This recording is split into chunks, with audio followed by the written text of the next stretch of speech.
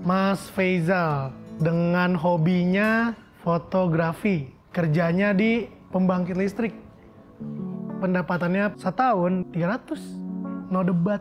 Karena dia lebih memilih membeli rumah di Bintaro daripada ngekos di Pluit.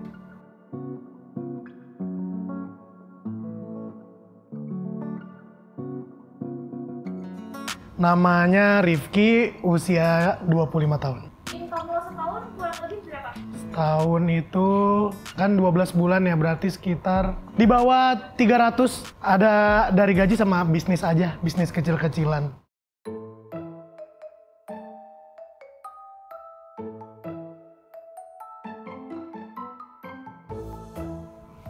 Namanya Mbak, boleh Halo. kenalan? Ya, Shinta. Kalau Ya. tinggalnya di mana Mbak? Tinggalnya di Jakarta, di Simatupang. Di mana kantornya? Kantornya di salah satu perusahaan finance. Udah lama di Jakarta Mbak? Udah mau 3 tahun. Tempat-tempat yang Mbak tahu tuh daerah-daerah Jakarta yang Mbak tahu di mana sih? GI, PI, Sensi lumayan. Udah punya pacar? Udah? Udah mau menikah? Ya, dalam setahun. Dalam waktu dekat berarti ya? Biasa pulang ke Bandung gak sih?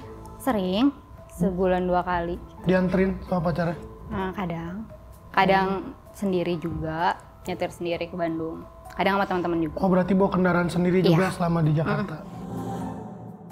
Iya, menurut gua Mbak Sinta itu dengan dia tinggal di Jakarta, merantau, terus juga dia ngekos, dia bawa kendaraan sendiri, itu kan sebuah pengeluaran yang amat besar.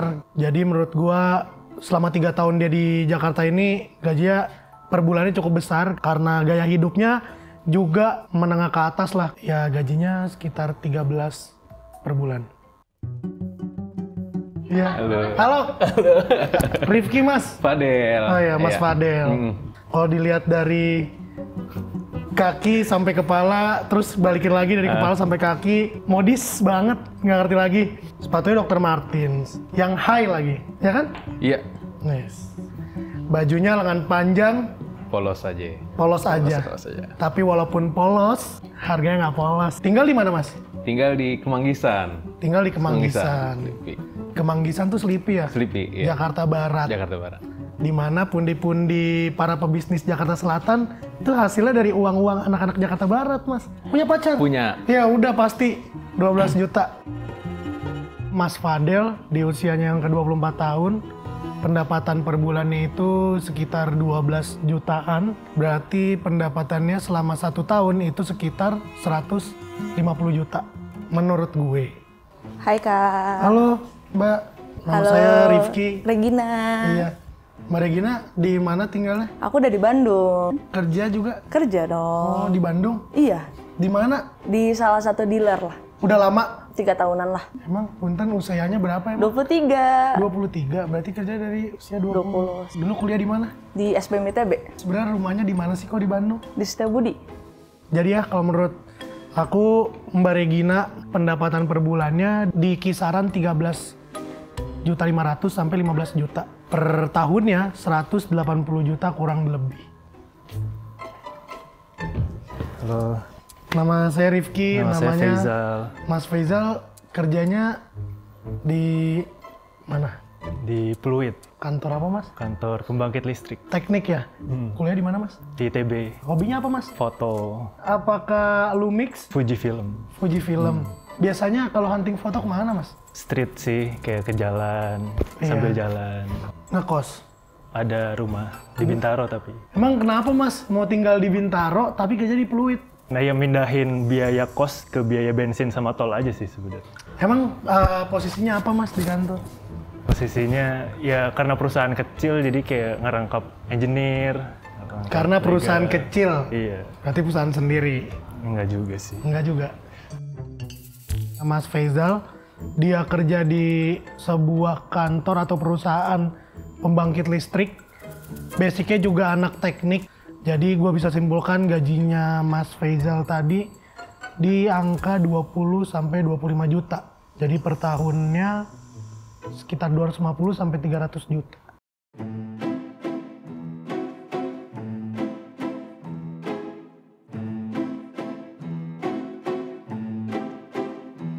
Kalau urutin dari paling yang tertinggi sampai yang terendah, pertama pasti di Mas Faizal. Yang kedua ada Mbak Regina. Yang ketiga itu ada Mbak Sinta. Yang terakhir ada Mas Fadel.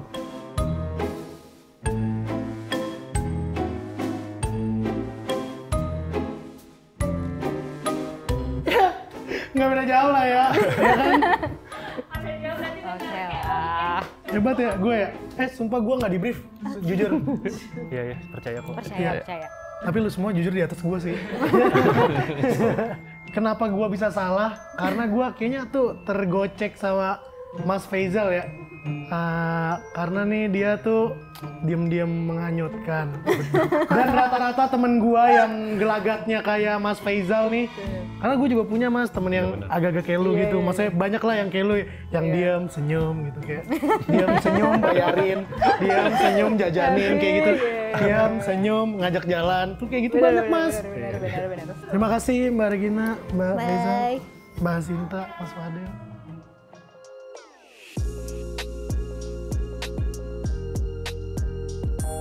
Sekarang kan kerja digaji 1 gaji, terus kedua beberapa pendapatan itu juga disisihkan untuk investasi. Gue kan hobi foto gitu, jadi beberapa teman-teman tuh suka nawarin mau nggak foto ini wedding, lebih arahnya sih ke wedding gitu. Dari pekerjaan gue aja, gue juga masukin ke aplikasi reksadana lah ya untuk baru-baru ini. Importir tas, terus ada cryptocurrency. Gaji dari kerjaan, terus udah gitu dari punya kosan dan kontrakan juga yang udah dikelola, terus udah gitu mungkin dari investasi sih. Dan itu merupakan apa ya, bisa disebut juga sumber booster lah buat kita sebagai anak muda gitu sih. Pertama pasti zakat dulu dong dulu ya, terus kedua masuk ke saving, terus ketiga masuk ke invest, terus ke kebutuhan, baru ke expense. Ya expense mungkin 20%-an lah dari semuanya dan sisanya itu dialokasiin sih. 20 saving di digital finance tadi, 20 lagi gue simpan di bank, 50 ya gue buat harian lah. 40% expense gue, terus gue masukin 40% ke tabungan jangka panjang dan 20% tabungan jangka pendek. Gue lebih ke tabungan untuk pensiun gitu ya, maksudnya kayak kita nggak tahu nih sampai kapan kita akan kerja kayak gini gitu kan. Kalau gue sih nggak begitu benar-benar strict berapa persen untuk ini, berapa persen untuk ini, tapi gue di awal bulan tuh langsung potong 50% untuk kebutuhan sehari-hari, 50%-nya untuk nabung gitu. Ide gue mungkin terlalu gila dan takut nggak bisa diterima sama masyarakat. Jadi apa yang gue udah ciptain ternyata nggak bisa diterima. Dibilang bangkrut enggak, tapi dibilang nggak menguntungkan iya gitu. Jadi gue takut di umur segini, gue takut karena stres dengan bisnis aja sih, karena gitu takut. Sekarang aku keenakan atau ngerasa terlalu nyaman dengan posisi yang saat ini, terus sampai nggak mau improve, sampai nggak mau apa ya, jadi stay aja terus di comfort zone, dan pada akhirnya suatu saat kan kita umur nggak ada yang tahu ya, kita ditinggal misalnya, terus aku nggak bisa ngelakuin apapun gitu. Nah itulah ketakutan, makanya dari sekarang karena ada kesempatan nih, barengan masih ada orang tua, masih ada kakak, masih ada keluarga yang bisa bantu, pengen nyoba semuanya gitu, dicoba. Gue nggak tahu nih gue akan bisa kerja sampai kapan, dan mungkin karena apa ya, gue cewek juga nih, kedepannya gue kan belum tahu gue akan terus berkarir seperti ini atau gimana kedepannya gitu. Jadi gue lebih takut ke ya udah karir gue misalnya sampai di sini karena gue cewek. Sebenarnya kalau untuk pekerjaan ya tadi sih, kayak gue nih dari dulu sampai sekarang nih rasanya banyak banget hal-hal yang di luar dugaan gitu. Jadi ada kesempatan apa, kalau itu menurut gue oke dan bisa gue lihat gue bisa maju, ya udah gue ambil gitu.